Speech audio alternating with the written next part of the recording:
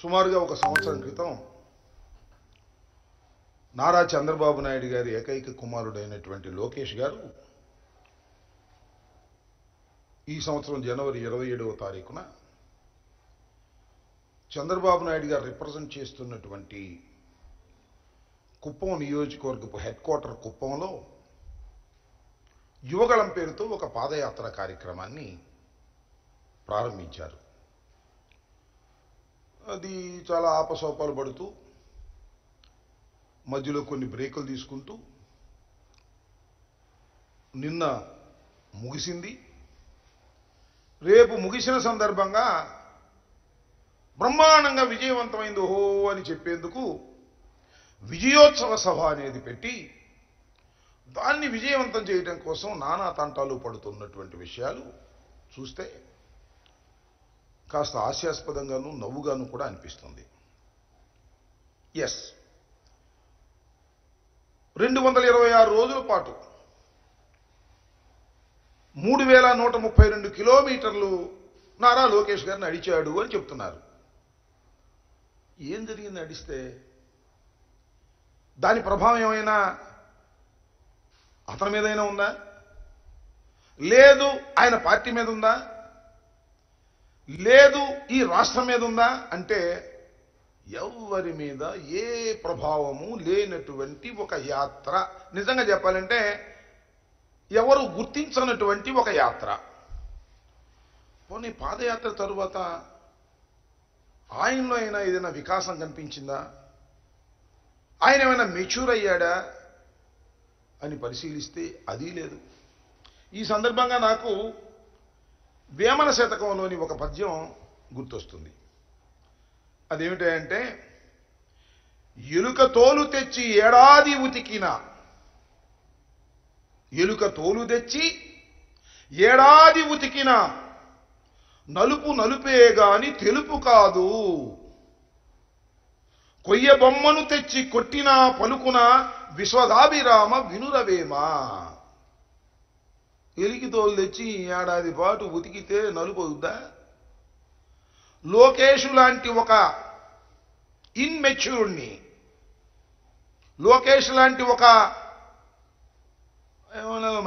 ఒక మొద్దు స్వరూపాన్ని, ఏ అర్హతలు లేనటువంటి లోకేష్ను తీసుకొచ్చి 226 రోజుల పాటు నడిపిస్తే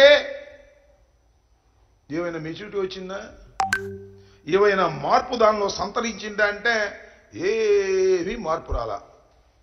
నాకైతే ఒక మార్పు కనిపించింది. పాపం కొద్దిగా సైజు తగ్గాడు, ఒళ్ళు తగ్గింది, బుర్ర మాత్రం ఏమీ పెరగల. ఎక్కడేసిన గొంగలి అక్కడే ఉంది.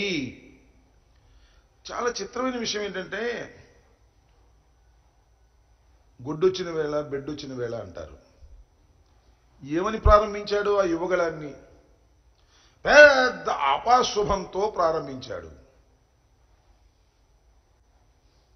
కుప్పంలో ఆయన అడుగు వెయ్యంగానే నందమూరి తారక రామారావు గారి కుమారుడైనటువంటి మోహన్ కృష్ణ అనుకుంటాను, వారి కుమారుడు పాపం చాలా ప్రఖ్యాతిగాంచిన చలనచిత్ర హీరోగా ఒకేసారి చాలా చిత్రాలను ప్రారంభించి ప్రజల్లో ఒక స్థానాన్ని ఏర్పరచుకున్నటువంటి వ్యక్తి. ఆయన పేరు తారకరత్న. పాపం తారకరత్న నందమూరి తారక రామారావు గారి మరొక మనవుడు కూతురు బిడ్డ అయినటువంటి నారా లోకేష్ గారు పాదయాత్ర చేస్తున్నాడు. ఆ పాదయాత్రకు మీరందరూ రండి అని ఆహ్వానిస్తే పాపం వచ్చాడు. ఆ పాదయాత్రలో 4 అడుగులు వేశాడు, కుప్ప కూలిపోయాడు. తర్వాత హాస్పిటల్లోకి తీసుకువెళ్ళారు. అక్కడ లాభం లేదంటే బెంగళూరు నారాయణ హృదయాలయానికి తీసుకువెళ్ళారు. అక్కడ సుమారుగా 22 రోజుల పాటు చికిత్స పొంది దుర్మరణం పాలయ్యాడు. కేవలం 39 సంవత్సరాలకే. అంటే నారా లోకేష్ గారి పాదయాత్ర పాదం పెట్టంగానే తపాలను రాలిపోయారు నందమూరి వంశస్థులని మనవి చేస్తున్నా. అంత అశుభంతో ప్రారంభమైనటువంటి ఈ యువగళం తిరుగుతూ వచ్చింది. అన్ని ప్రాంతాలు వెళ్తున్నారు.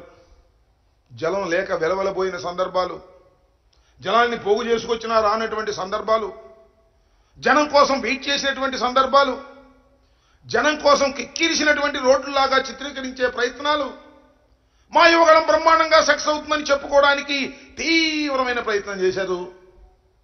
ఈనాడు, ఆంధ్రజ్యోతి, TV5 అయితే కప్పీలు పెట్టి లెగ్గొట్టడానికి ప్రయత్నం చేశారు. లోకేష్కి జనం బాగా వస్తున్నారు, జనం బాగా వస్తున్నారని చెప్పేందుకు ఎక్కడ కనపడమే, విజువల్స్ లేవే, జనం రావడం లేదే, పట్టించుకోవడం లేదే. లోకేష్ అంటే ఒక బఫూన్, యువగళం అంటే ఒక హాస్యభరిత చిత్రం అనేటటువంటి పద్ధతుల్లోనే ఆంధ్ర రాష్ట్ర ప్రజానీకం చూశారు, తెలుగు ప్రజానీకం చూశారు.